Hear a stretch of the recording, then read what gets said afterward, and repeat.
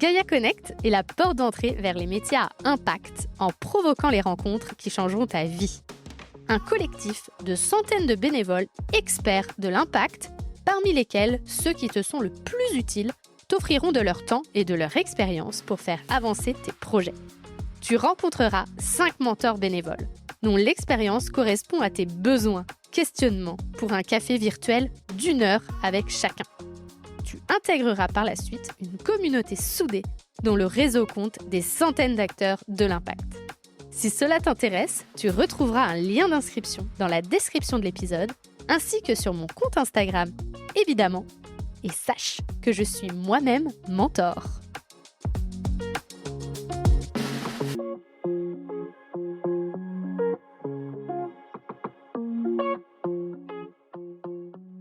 Bonjour, je m'appelle Amélie et tous les mardis, je vous propose de rencontrer une personne qui essaye de son mieux de répondre aux enjeux écologiques à travers des petits ou grands gestes du quotidien.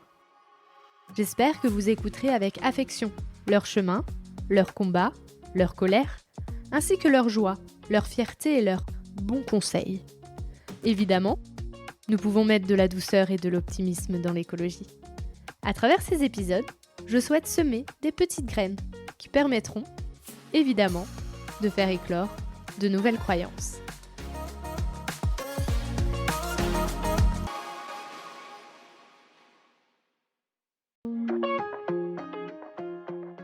Donc la première chose, c'est vraiment d'être à l'écoute du producteur, de comprendre ses enjeux, ses problématiques et d'essayer de lier les enjeux de biodiversité, d'écologie, etc.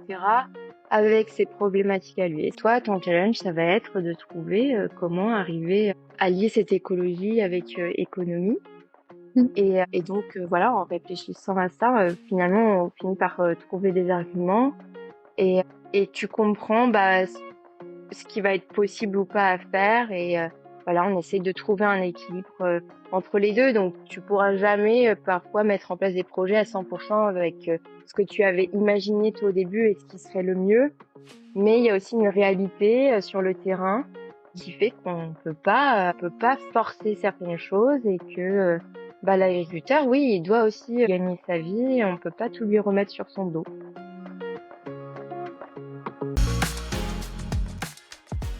Vaste sujet est le terme que j'ai beaucoup entendu lors de mon échange avec Laura. Le monde agricole, l'agronomie, producteur, agriculteur sont des termes génériques à qui on lie des solutions générales, alors que dans la réalité du quotidien, ils doivent être étudiés au cas par cas. C'est ce que Laura aime faire, aider les producteurs qui ont leurs propres contraintes à faire un lien entre l'économie, recevoir de l'argent pour leur travail, et la préservation des ressources, notamment la biodiversité, respecter les écologies. Comment pouvons-nous, à notre échelle de citoyens, de consommateurs, consommateurs, actrices, apprendre le fonctionnement du monde agricole ? Comment pouvons-nous mettre du lien avec ceux qui nous nourrissent en respectant l'environnement ? Et quelles actions pouvons-nous mettre en place pour les aider ? Pour le découvrir, je te laisse en compagnie de Laura. Bonjour Laura. Bonjour.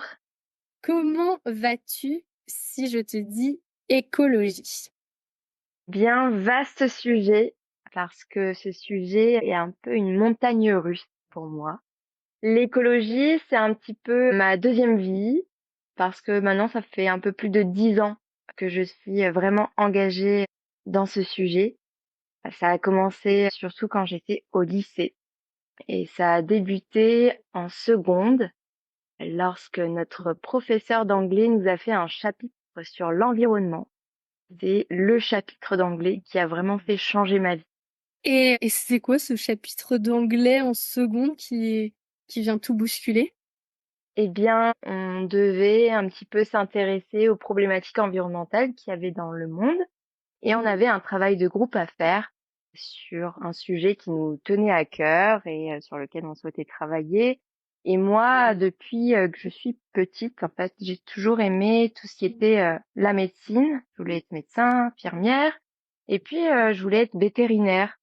Donc les animaux, c'est quelque chose qui me tient à cœur et je me suis dit, on va travailler sur la cause environnementale par rapport à la protection des animaux et de leur environnement.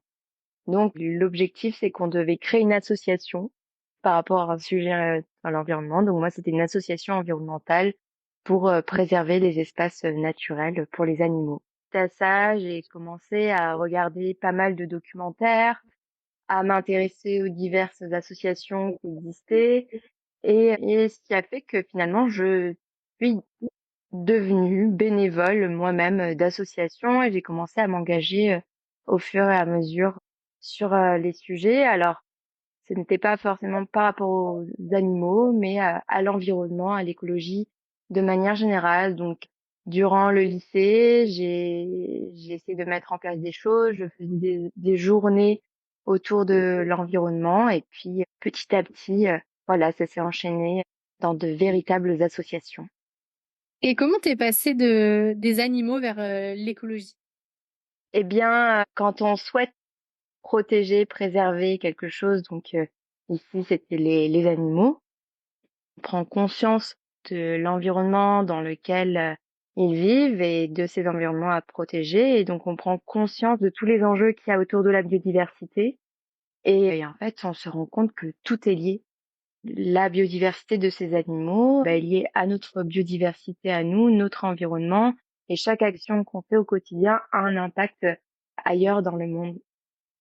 Et, et donc, bah, de manière générale, voilà, j'étais quand même assez proche de la nature, même si je suis, comme diraient certains, une citadine depuis petite.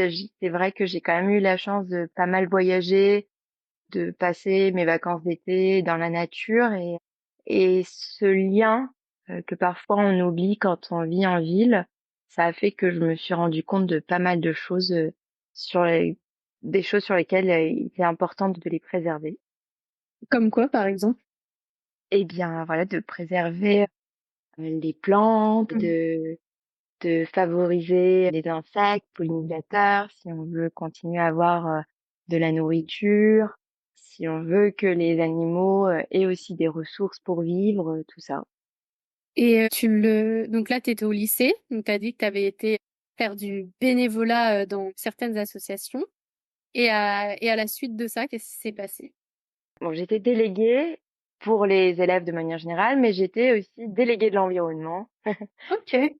Et donc, voilà, on crée des petits événements par rapport à cela. Et puis ensuite, j'ai commencé les études supérieures. Et durant ces études, pareil, j'étais déléguée dans ma résidence universitaire pour sensibiliser au compostage, par exemple. Et voilà, donc au traitement des déchets, à la valorisation des déchets. Et au cours de ces études supérieures, j'ai commencé à rejoindre des associations environnementales, dont Zero Waste France pour aller vers le zéro déchet et l'association Balai Paille pour lutter contre les petits plastiques et ces fameuses pailles en plastique qui étaient encore autorisées jusqu'à il n'y a pas très longtemps.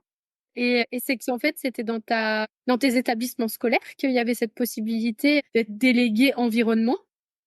Oui, alors dans les lycées, maintenant c'est une pratique qui se fait de plus en plus. Moi, ça venait à peine de commencer à mon époque.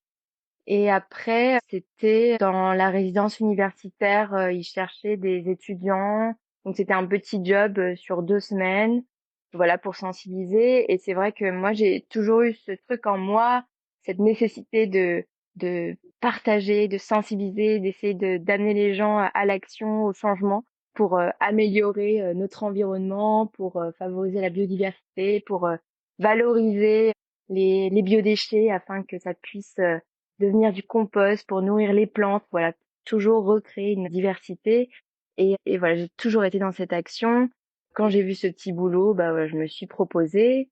J'ai aussi mené d'autres projets dans cette résidence universitaire en créant un potager collectif pour amener les étudiants vers une autosuffisance et pour voilà, sensibiliser aux plantes, aux animaux, tout ça. Et par rapport à l'association, ça a été, je pense, une rencontre vraiment imprévue. Si, je m'en souviens. C'était un atelier pique-nique zéro déchet qu'il y avait eu dans la ville. Donc c'était un tour de France de pique-nique zéro déchet et j'ai voulu y aller. Et en fait, en discutant, donc c'était des youtubeuses qui avaient préparé ce pique-nique, en discutant avec elles, donc ça m'avait vraiment motivée à travailler sur ce sujet. Et de là, j'ai aussi fait la rencontre d'un des ambassadeurs de l'association Zéro Déchet de ma ville qui m'a proposé de rejoindre l'asso et c'est comme ça que je suis devenue ambassadrice à mon tour. Et je me suis retrouvée aussi de manière imprévue ambassadrice d'une seconde association, donc l'association Bas les Pailles. Et de là, j'ai continué mon implication vraiment à fond dans les assos et à sensibiliser le grand public. J'ai créé un premier compte Instagram où je sensibilisais énormément au zéro déchet, à l'écologie. Donc, ça m'avait d'ailleurs permis d'apprendre énormément mes cours. C'est ma manière Mhm. dont j'apprenais les cours parce que j'étais en biologie environnement. Donc, tout ce qui était écologie, traitement de l'eau, traitement des déchets. Et le fait de pouvoir partager au travers des réseaux sociaux à des gens, de restituer mes cours, voilà, de résumer les choses importantes, ça permettait non seulement à la fois de sensibiliser le grand Mhm. public, mais aussi à moi d'apprendre. Et donc voilà, c'était une manière. Moi, j'ai pris l'écologie en fait comme quelque chose de fun. Et voilà quoi. Ouais, c'est ce que j'allais te demander. Qu'est-ce que ça t'a apporté de faire autant de bénévolat dans ce milieu? Bah, déjà moi-même, ça m'a énormément enrichi parce que quand on fait du bénévolat, notamment quand on fait des conférences, tout ça, on est obligé de s'informer énormément pour repartager de l'information auprès du grand public. Même au travers du compte Instagram, quand je repartageais ce que j'avais appris en cours, ça force vraiment l'apprentissage et donc voilà, ça m'a apporté vraiment de la richesse en connaissance, de m'impliquer dans l'écologie, mais aussi un lien social vraiment important parce que quand on rejoint des associations environnementales, ben, on découvre de nouvelles personnes et on vit des choses ensemble, on se rejoint même pour faire des apéros lors de réunions, etc. Et finalement, c'est pas quelque chose comme une contrainte. Ok, on va travailler sur un projet comme on pourrait faire au sein d'une entreprise pendant des réunions, etc. Mais là, il y a vraiment cette réunion avec plusieurs personnes où on se dit, on va travailler sur un projet qui va faire avancer des choses et ça, c'est vraiment le côté chouette de l'engagement pour l'écologie. Et aujourd'hui, tu fais encore du bénévolat ou t'as passé le step d'après Alors non, je ne fais plus de bénévolat à proprement parler au sein d'associations parce que ça m'a quand même épuisée, hein. Je vais pas le cacher. C'est que je suis une personne qui a tendance à être très très engagée, un peu ambitieuse dans le sens où je vois les choses en grand et je vois tellement tout ce qu'il faut faire et toutes les choses sur lesquelles il faut agir. Je me dis, il faut faire ci, il faut faire ça. Et j'en suis parfois à m'oublier. Donc ça m'a fait comme des petites dépressions jusqu'à un burn-out. Ah oui. Et voilà. Et là, je me suis dit qu'il fallait quand même que je me calme un petit peu. Donc j'ai laissé tomber les associations. Mais ça ne m'a pas empêché d'en recréer une au sein de mon école d'agronomie. Et puis après, au quotidien, je discute avec des gens qui sont dans des assos autour de moi. Et puis là, j'ai recréé de nouveau un compte Instagram après avoir arrêté pendant un an pour sensibiliser à l'écologie, mais au travers de l'agriculture. Voilà, pour qu'on agisse tous ensemble pour se tourner vers une agriculture éco-responsable. Et qu'est-ce qui t'a emmené vers l'agriculture éco-responsable?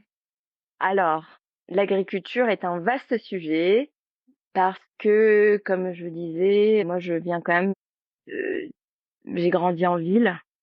Mes parents n'ont rien à voir avec l'agriculture et sauf que j'ai quand même de la famille qui vit dans des pays où les situations sont un peu compliquées. J'ai de la famille au Venezuela, en Amérique latine.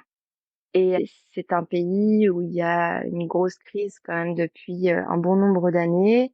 Et au début de la crise, euh, on- le pays s'est retrouvé avec les supermarchés complètement vidés, un peu comme on a eu pendant le Covid.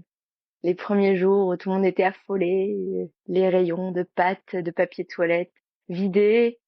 Et en fait, en voyant cela, donc des années auparavant, au Venezuela, comment ça se passait, où les personnes n'avaient plus rien à manger, j'étais justement en train de faire mes courses en pensant à cela et j'étais en train d'acheter une tomate. Une tomate bien ronde, bien rouge, comme on les voit au supermarché.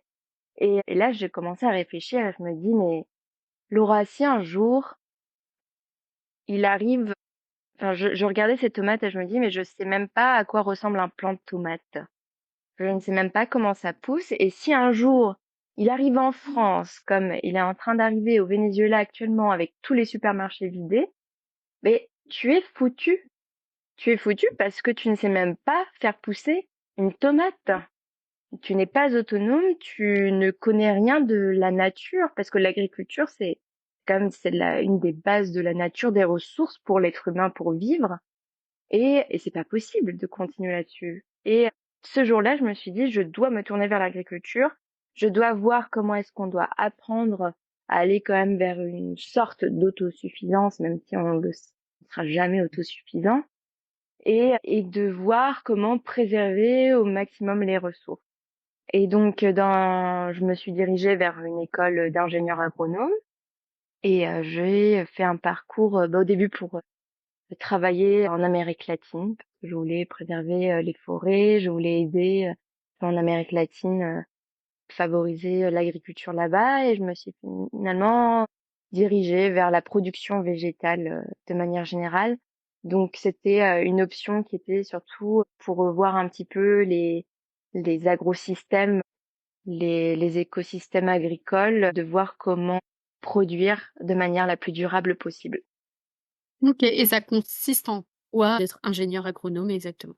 Oh là là, Ouais. vaste question, très compliquée à laquelle répondre, parce qu'ingénieur agronome, ça veut dire beaucoup de métiers derrière, en fait. Il y a tellement de Ok. branches et de choses différentes qu'il faudrait 2 heures pour y répondre. Et donc toi alors, ton métier en tant qu'ingénieur agronome, c'est quoi? Donc, moi, de ce qui me plaît, de Ouais. ce dans quoi j'aime m'orienter, c'est accompagner les producteurs pour voir comment produire au mieux, de façon à ce que ça rapporte quand même d'un point de vue économique. C'est une chose Mhm. essentielle qu'il faut pas oublier, mais tout en essayant de préserver au maximum les ressources, en essayant de préserver la biodiversité et voilà de repenser les systèmes agricoles pour faire face aux enjeux actuels et voilà, au futur qui nous attend. Et donc toi, quand tu travailles auprès des producteurs, c'est des producteurs qui ont déjà envie de, de prendre soin de la biodiversité ou parfois toi, tu y vas aussi en les informant de ce qui se passe pour espérer après derrière qu'ils aillent vers une protection de la biodiversité. Alors ça peut être de tout, parce que ça peut être de tout. J'en suis encore au début, moi, de post-études, hein, donc j'ai pas encore eu 10 000 expériences avec 10 000 producteurs. Par contre, j'ai pu, au travers des diverses expériences que j'ai eues précédemment, toucher un peu à tout type de producteurs, et notamment des gros producteurs, entre guillemets, comme on va parler. Et moi, c'est, on va dire, ceux que je trouve parfois les plus intéressants, Mhm. dans le sens pour accompagner à la transition. Parce qu'un producteur qui est déjà engagé, Mhm. tu as pas forcément besoin de l'aider à fond parce qu'il s'intéresse déjà de lui-même à tous ces sujets et il a déjà en tête comment est-ce qu'il veut concevoir ses systèmes.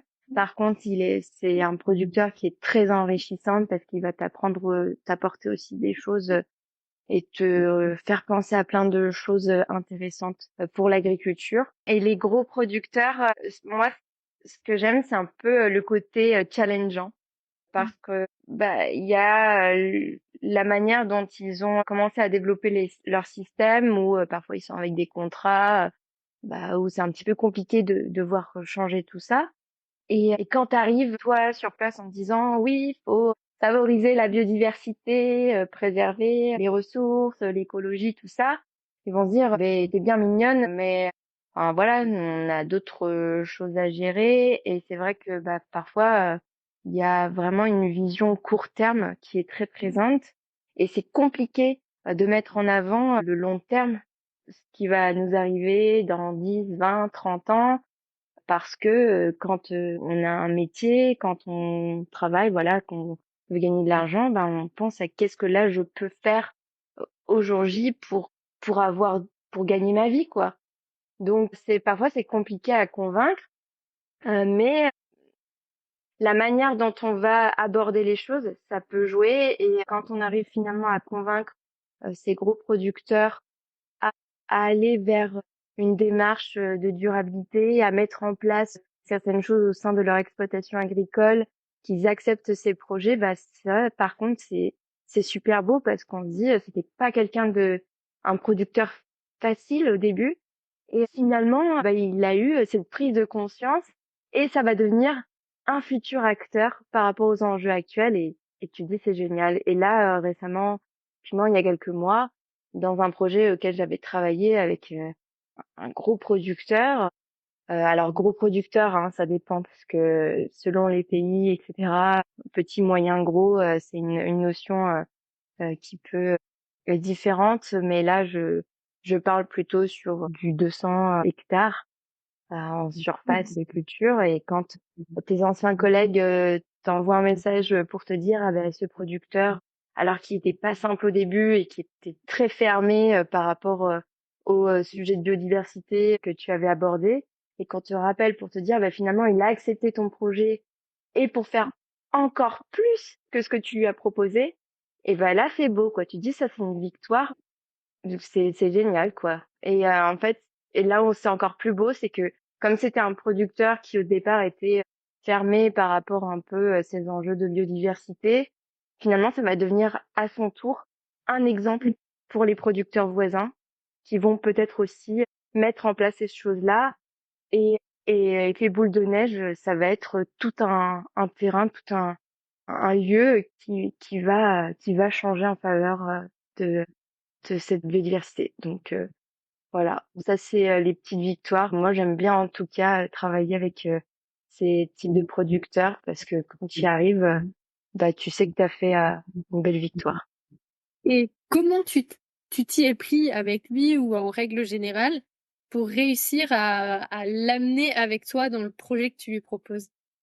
Eh bien, en prenant en compte d'abord les enjeux de l'agriculteur, quelles sont ses problématiques à lui, en l'écoutant, parce que en tant qu'ingénieur agronome, mais parfois, on peut arriver sur le terrain en pensant que parce qu'on a acquis une théorie, eh bien, on sait pas mal de choses alors qu'on a encore beaucoup à apprendre. Donc, la première chose, c'est vraiment d'être à l'écoute du producteur, de comprendre ses enjeux, ses problématiques, et, et d'amener ensuite son argumentation, d'essayer de lier les enjeux de biodiversité, d'écologie, etc., avec ses problématiques à lui. Et ça, c'est ça. Donc, c'est un gros challenge aussi.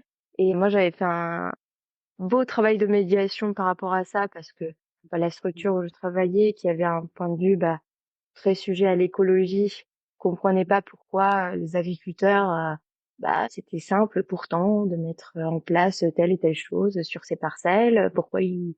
Enfin, il suffit de le faire, quoi. Et puis, de l'autre côté, il y a les agriculteurs qui sont là, bah, ouais, bah, nous, il faut qu'on gagne, voilà, de l'argent, on peut pas se permettre de faire ça. Donc, toi, ton challenge, ça va être de trouver comment arriver à, à, à lier cette écologie avec économie. Mmh. Et donc, voilà, en réfléchissant à ça, finalement, on finit par trouver des arguments, et, et tu comprends, bah, ce qui va être possible ou pas à faire. Et voilà, on essaie de trouver un équilibre entre les deux. Donc tu pourras jamais parfois mettre en place des projets à 100% avec ce que tu avais imaginé toi au début et ce qui serait le mieux, mais il y a aussi une réalité sur le terrain qui fait qu'on peut pas forcer certaines choses, et que bah, l'agriculteur, oui, il doit aussi gagner sa vie et on peut pas tout lui remettre sur son dos. Ouais, il y a des compromis à trouver en fin de compte. C'est ça. Et par contre, ce que tu es en train de me dire, c'est qu'avec de la patience, de la compréhension, de l'écoute, des bonnes idées, en fin de compte, on arrive à lier écologie et économie dans le milieu de l'agriculture. Oui, voilà. Vraiment prendre conscience, comprendre les problématiques de terrain avant d'arriver avec son propre point de vue et d'imposer les choses. Est-ce que tous les producteurs ont la même facilité à mettre plus d'écologie dans leur production ou alors en fonction de base de ce que fait le producteur, ça peut être plus ou moins compliqué? Vaste sujet, trop compliqué à Ok. répondre parce que non mais parce qu'il y a tellement de modèles Ouais. agricoles que Ok, d'accord. En fait, il y a beaucoup de modèles agricoles, hein. Parce que moi, je m'en rends pas du tout compte. Je suis pas du tout du milieu producteur agricole. Et c'est vrai que je dois pas du tout me rendre compte à quel point il y a beaucoup de modèles, quoi. c'est ça en fait. C'est pour ça que maintenant j'essaie de temporiser, de faire pas mal de travail de médiation et c'est pour ça aussi que j'ai créé ce récent compte Instagram. C'est parce que moi-même, hein, de base, je suis partie, j'ai commencé à me renseigner via les réseaux sociaux, via des pages Facebook, sur certains types d'agriculture et on a tendance à énormément généraliser sur les réseaux, ce qui fait que bah, on va se mettre à critiquer parfois certains agriculteurs, etc., par rapport à des choses qu'on a vues circuler sur les réseaux, alors qu'en fait, il existe mais tellement, mais de multitudes de types de modèles d'exploitation qu'on peut pas généraliser. On peut pas dire, bah, là, ah bah ok, bah là, t'as des poules, ça veut dire que tu pollues si ça. Là, pareil, tes moutons, enfin, voilà. Et en fait, tout va dépendre de chaque exploitation et des convictions aussi des différents agriculteurs, du marché qui est mis en place. Enfin, c'est vraiment compliqué. Enfin, c'est pour ça que c'est important qu'on remette du lien vraiment au monde agricole, ce lien avec les plantes, ce lien avec la nature, pour que le consommateur prenne conscience de tous les enjeux qu'il y a derrière, de la complexité que c'est de favoriser la biodiversité par rapport aux enjeux alimentaires, parce qu'il faut pas qu'on oublie qu'on doit nourrir la population. Et je pense que si on renouait un petit peu ce lien avec le monde agricole, il y a pas mal de choses qui changeraient, de part de nos modes de consommation, mais aussi des choses qu'on peut dire envers les agriculteurs. Parce que les agriculteurs, c'est vraiment pas enfin, s'il y a tellement d'enjeux, il y a pas qu'eux qui jouent dans cette chaîne du monde agricole. Et parfois, on les pointe trop du doigt alors qu'il y a bien d'autres enjeux à prendre en compte. Ouais, ben, je me rends compte en discutant avec toi qu'en fin de compte, des gens, on n'y connaît rien. Enfin, moi, je vais parler en mon jeu. Moi, j'y connais rien, alors que pourtant, je viens de la campagne et tout, et genre, j'avais la sensation de voir à peu près ce que faisait un agriculteur, et en fin de compte, pas du tout. Et donc je trouve ça ultra intéressant. Et après, deuxièmement, ce qui me, ce qui me surprend et en même temps pas tant que ça quand on y réfléchit, c'est à quel point on peut pas faire de généralité. Et j'ai la sensation qu'on fait une généralité, nous, en tant que personne, parce qu'on s'y connaît pas, mais aussi quand on écoute il faudrait faire telle évolution dans l'agriculture, il faudrait leur donner telles aides, il faudrait faire ceci, il faudrait faire cela. Enfin, dans les discours que je peux entendre, que ça soit politique ou entrepreneurial, etc., j'ai la sensation qu'à chaque fois, c'est vraiment des réponses généralistes qu'on entend. Alors que toi, tu es en train de m'expliquer qu'il faudrait presque faire du cas par cas, quoi. Mais on fait du cas par cas, hein. Clairement, Ouais. c'est, enfin, c'est vrai pour faciliter les choses, on doit quand même généraliser Mmh. pour essayer de trouver, ok, bah, le type d'exploitation qui se situe dans, voilà, dans telle et telle chose, ça sera ci, ça sera ça. Mais quand on veut faire améliorer une exploitation agricole, on est obligé de faire du cas par cas. Déjà, rien que par le sol, par l'endroit où on habite, il y a tellement de sols différents. Même une parcelle d'olives, hein, là, je discutais avec un oléiculteur récemment. Il y a une parcelle d'oliviers où bah, ces olives, ça produit pas, ça fonctionne pas. Et pourtant, la parcelle juste de l'autre côté de la route, elle marche super bien. Et en fait, en faisant des analyses de sol, ils ont un sol complètement différent. Il y a une parcelle qui va être en pente, qui va avoir ci, ça. Même au même endroit, dans la même ville, on peut avoir des cas différents parce qu'il y a tellement de paramètres qui rentrent en compte que ouais, c'est le monde agricole, c'est une grande diversité et on peut pas tout généraliser comme ça, quoi. Et puis parler, bah, rien que si on parle de l'élevage qui souvent fait grand débat sur les réseaux. Moi, ça m'est souvent arrivé. J'ai vécu avec des chevriers il y a 2 ans. Et moi, j'étais trop contente de partager bah, mes petits after-travail quand j'allais voir les chèvres et tout. Et sur les réseaux, j'ai des gens qui m'ont contacté pour me dire que c'était horrible d'avoir qu'il y ait ces éleveurs avec ces chèvres parce que les chèvres sont écornées, parce qu'on leur fait subir ci, ça.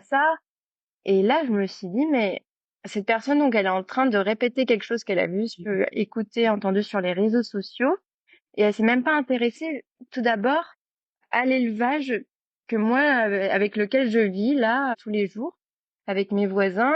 Parfois, ils faisaient absolument pas tout cela. Et c'est vrai que, à force d'avoir tous ces retours sur les réseaux, c'est là où je me suis rendu compte qu'on a vraiment un gros gap sur cette diversité, enfin, sur ce manque de connaissances sur la diversité des exploitations. Et c'est vrai que si on apprenait d'abord à s'informer, être à l'écoute du producteur avant de parler, je pense que ça changerait pas mal de choses. Mm.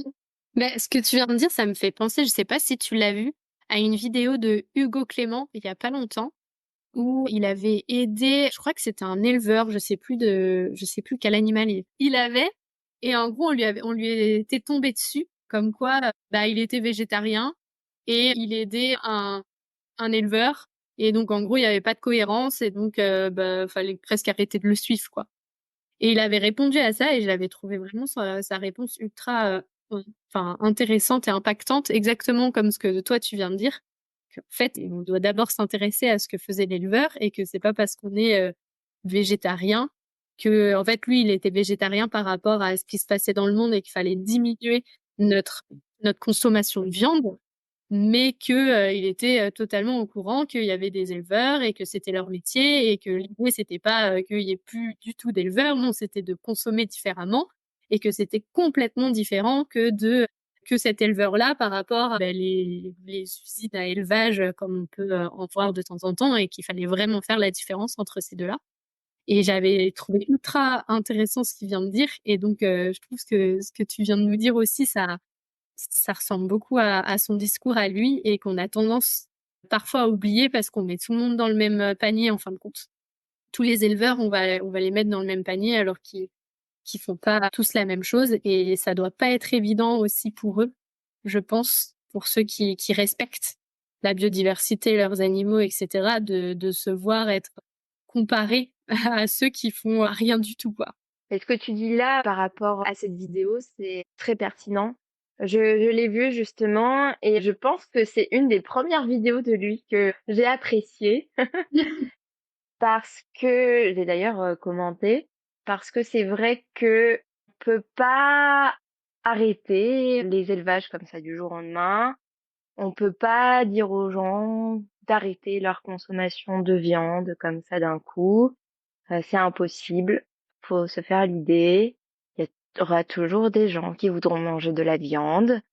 Et, et comme dit Hugo Clément, ce qui est important, c'est déjà d'amener les gens qui ont envie de consommer de la viande à se diriger vers des élevages plus respectueux des animaux et de l'environnement. Et donc, si on n'aide pas les producteurs qui essayent, voilà, d'être dans ce respect, même si on entend par le mouvement véganisme que c'est compliqué de voir la notion de respect quand on tue un animal avant même sa vieillesse. Mais voilà, on se comprend en disant de pas maltraiter durant la vie de l'animal, ne pas le maltraiter et de favoriser la biodiversité au sein de la parcelle, de bien faire manger les animaux, etc. Il y a des types d'abattage qui se fait un petit peu mieux, comme l'abattage à la ferme, mais au niveau des réglementations, c'est encore des choses bien compliquées. On peut pas tout de suite mettre en place, même si ça serait vraiment chouette. Et donc oui, par rapport au végétarisme, moi, par exemple, personnellement, je suis végétarienne. Mais là, je vais faire un grand débat. Mais je ne suis pas contre la consommation de viande. Moi, j'ai arrêté de manger de la viande par rapport justement aux documentaires que j'ai pu voir sur certaines conditions animales et certains élevages qui sont vraiment abusifs. Il est clair et net que ça doit changer. Il est clair et net qu'aujourd'hui, on consomme bien trop de viande par rapport aux enjeux actuels. Après, c'est pas la consommation de viande en soi qui est destructrice de l'environnement, parce que quand on prend quelqu'un, par exemple, moi je suis partie en Amazonie, des personnes qui vont aller chasser parfois des animaux dans la forêt ou pêcher un petit poisson dans le fleuve, c'est pas eux qui vont faire un énorme impact environnemental. Là, ce qui va pas aujourd'hui, c'est la manière dont on consomme les choses. Et, et voilà. Et donc c'est pour ça que je disais tout à l'heure que c'est important vraiment de renouer ce lien avec l'agriculture. Moi, je pars du principe qu'avant de juger, il faut s'informer. Et moi, ben, en tant que végétarienne, typiquement, ben, j'ai souhaité faire un de mes stages durant mon parcours d'agronomie dans l'élevage, parce que il fallait que je comprenne comment ça pouvait fonctionner pour ensuite pouvoir juger. Et moi, ben, si on continue, si on part toujours dans la problématique environnementale, j'avais choisi l'élevage de moutons. Pourquoi le mouton? Parce que je trouve que c'est un animal intéressant dans le sens où on peut à la fois se vêtir avec la laine, se nourrir, que ce soit avec la viande, le lait, le fromage, mais aussi par rapport justement au développement d'une agriculture durable. Le mouton, en se frottant par exemple aux arbres des pommiers, on avait vu que ça permettait de lutter contre certains insectes qui pouvaient attaquer les pommiers, mais aussi par ces déjections, ça va permettre de nourrir le sol. Et c'est des choses extrêmement importantes à prendre en compte parce que aujourd'hui, bah, c'est pas parce qu'on va avoir une agriculture sans animaux que c'est forcément écologique. Aujourd'hui, on importe énormément d'intrants, d'intrants de synthèse, d'intrants chimiques. Et pour moi, je pense que si on veut vraiment aller vers une agriculture durable, on doit prendre en compte les animaux. Alors, est-ce que c'est continuer sur ces systèmes d'élevage intensifs? Est-ce que il faut absolument manger des animaux? Non, peut-être qu'on peut développer d'autres systèmes d'élevage. Moi, j'étais allée voir une chevrière qui un jour, elle était végétarienne et ça m'avait énormément surpris. Et elle me disait qu'elle faisait en sorte que ses chèvres aient une lactation longue pour faire le moins possible de petits, et après se débrouiller pour que les chèvres aillent plutôt pâturer pour des particuliers. Voilà, faut faire du pâturage écologique et ne pas avoir à tuer ces animaux. Donc, ce sont des systèmes aussi qui peuvent être intéressants à développer.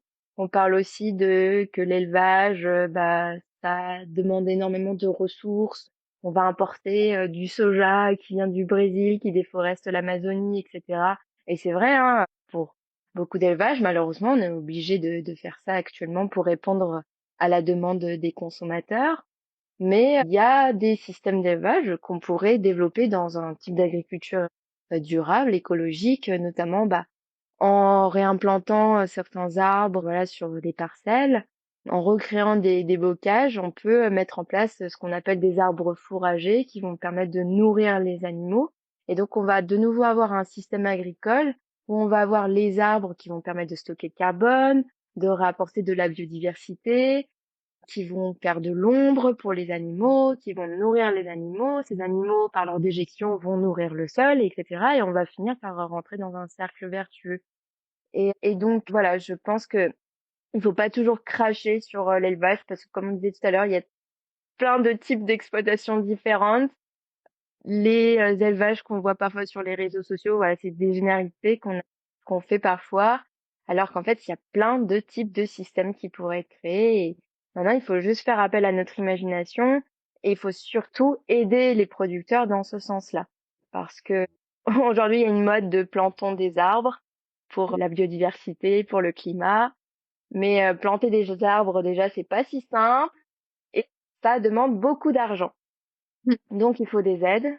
Des aides commencent à être vraiment, cette fois, mises en place avec la PAC, etc. Mais ce n'est pas encore suffisant et on peut pas pointer du doigt un agriculteur parce qu'il n'a pas planté 10 000 arbres sur sa parcelle parce que c'est vraiment pas si simple. Donc, je reviens encore à l'importance du lien qu'on doit faire de nouveau, se remettre les mains dans la terre et renouer ce lien avec le monde agricole pour comprendre les diverses problématiques.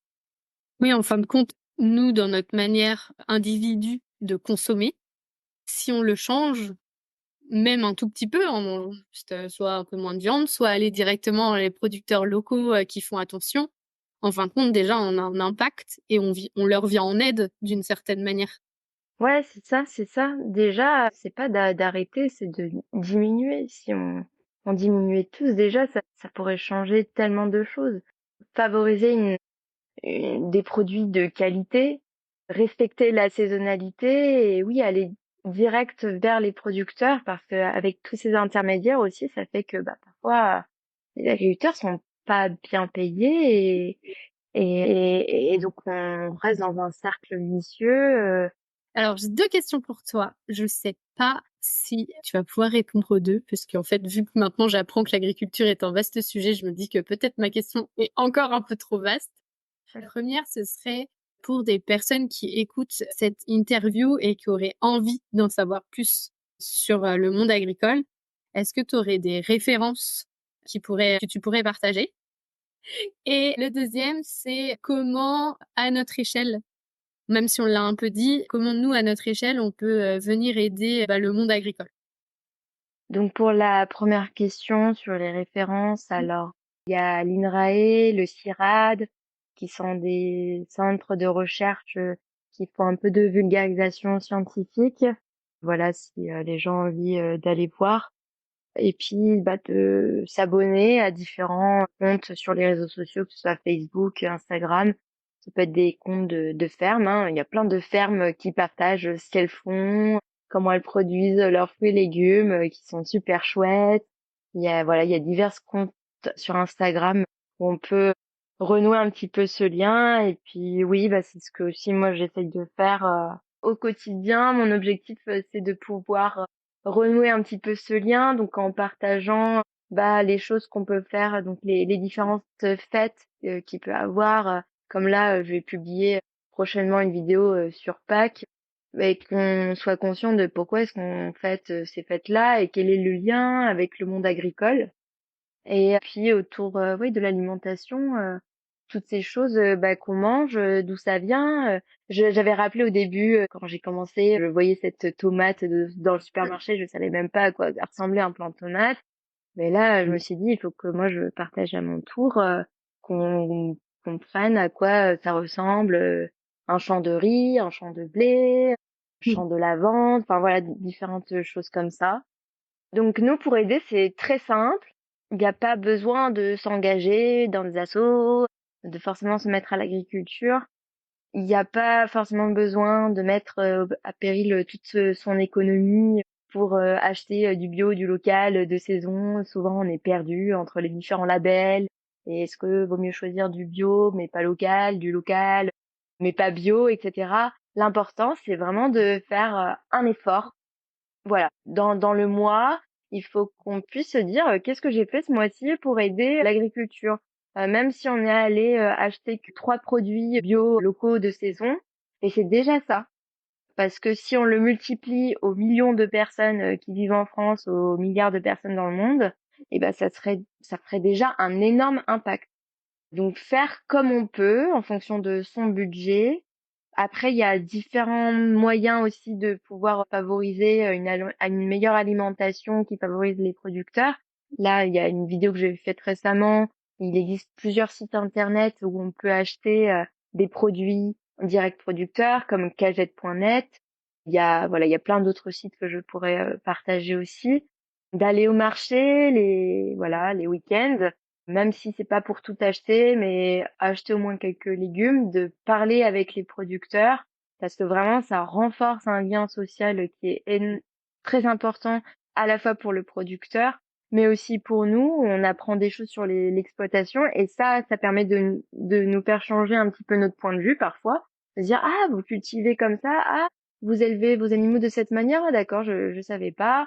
Et ils nous partagent aussi des idées de recettes. Voilà, c'est l'agriculture, c'est ce rapport aussi qu'on a avec cette alimentation que l'on doit renouer. Donc sur les choses que le citoyen peut faire aussi en faveur d'une meilleure alimentation, comme c'est pas toujours simple, il y a d'autres, il y a différentes choses qui sont en train d'être mises en place, comme les caisses alimentaires de l'alimentation, qui est une sorte de sécurité sociale, mais pour l'alimentation, donc pour aider les personnes qui n'ont pas forcément les sous, le budget, à pouvoir tout de même bien manger. Puis on a aussi d'autres associations comme le réseau VRAC, qui est en fait une association qui favorise le groupement d'achats communs de produits vraiment de qualité issus de l'agriculture paysanne, l'agriculture biologique équitable, à des prix bas pour des quartiers prioritaires, parfois défavorisés.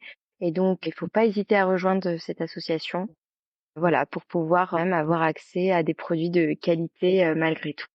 Et puis de aller aussi, par exemple, pour les prochaines vacances, la prochaine destination maintenant, c'est plus de voir dans quel hôtel je vais faire ma réservation, mais c'est de revoir nos vacances en renouant ce lien avec l'agriculture avec de l'agritourisme.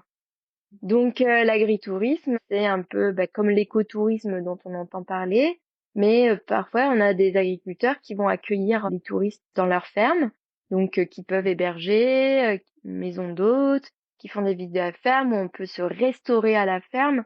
Et ça, c'est vraiment à la fois un lien important bah, où ça permet à l'agriculteur, au producteur de valoriser sa production, donc de favoriser son économie, de l'aider là-dedans, mais nous aussi de renouer ce lien avec l'agriculture et notre alimentation.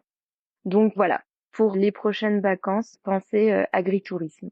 Et par rapport à ça, donc pour savoir où avoir un petit peu ces informations-là, eh bien on a tout simplement le site qui s'appelle Bienvenue à la ferme, donc qui a été développé par les chambres d'agriculture, où là on va pouvoir avoir un bon référentiel de de fermes qui accueillent les touristes. Et il y a plein d'autres sites comme ça. Moi, je partagerai aussi prochainement sur mon compte Instagram des, euh, des idées de parcours agritouristiques à faire. La dernière chose, ce serait de regarder les calendriers de saison, de regarder ce qui se mange au mois de mars, au mois d'avril, au mois de décembre, etc. D'acheter vraiment de saison, et ça changerait vraiment sur l'agriculture parce qu'aujourd'hui, si on est obligé de produire de manière non écologique, vous avez vu dans la province d'Almeria en Espagne les serres blanches qui sont visibles depuis l'espace, c'est typiquement ce genre d'endroit qu'on est obligé de développer pour que le consommateur ait tous les fruits et légumes qu'il souhaite tout au cours de l'année. Et donc, ça implique énormément de choses, ça a énormément d'impact environnemental. Donc, si on se mettait vraiment à manger de saison en regardant rien que les calendriers de saison, eh bien, on pourrait déjà se diriger vers une agriculture plus écologique. Et où est-ce qu'on peut trouver les calendriers de saison? Est-ce que tu as des sites? Les calendriers de saison sont facilement trouvables sur Internet. On tape produits de saison mois de mai et hop, ça va tomber. Il y a les Biocoop, par exemple, qui en ont fait pas mal, intéressant à regarder. Bah, sur ce, on va terminer sur la dernière question. C'est qu'est-ce que l'écologie pour toi? Pour moi, c'est arriver à trouver au mieux un équilibre entre le monde humain, les attentes sociétales, les ressources qu'on a sur cette planète. C'est arriver à trouver un équilibre où on puisse se sentir bien psychologiquement aussi au quotidien et garder ce lien, renouer ce lien avec la nature, les plantes, parce que c'est vraiment elles qui font tout sur Terre. C'est grâce à elles qu'on vit. On a besoin des plantes pour se nourrir, on a besoin des plantes pour se soigner. On oublie que la base de nos médicaments sont faits à partir de ça. On a besoin des plantes pour se protéger des rayonnements du soleil et surtout face au changement climatique qui est là et qui est de plus en plus intense. Donc l'écologie, c'est arriver à préserver tout ça au mieux pour qu'on puisse continuer à vivre dans des conditions les meilleures possibles. Merci d'avoir écouté cet épisode. J'espère qu'il vous a donné envie de participer à la transition écologique et vous a donné une nouvelle oreille attentive à ce qui nous entoure. Si le cœur vous en dit, je vous propose de me laisser un avis, de vous abonner et de me rejoindre sur Instagram, Facebook et LinkedIn. Vous pouvez m'envoyer un message à évidemment e.vie.de2ment.podcast@gmail.com. En attendant mardi prochain, je vous souhaite, évidemment, de jolis moments de vie en pleine nature.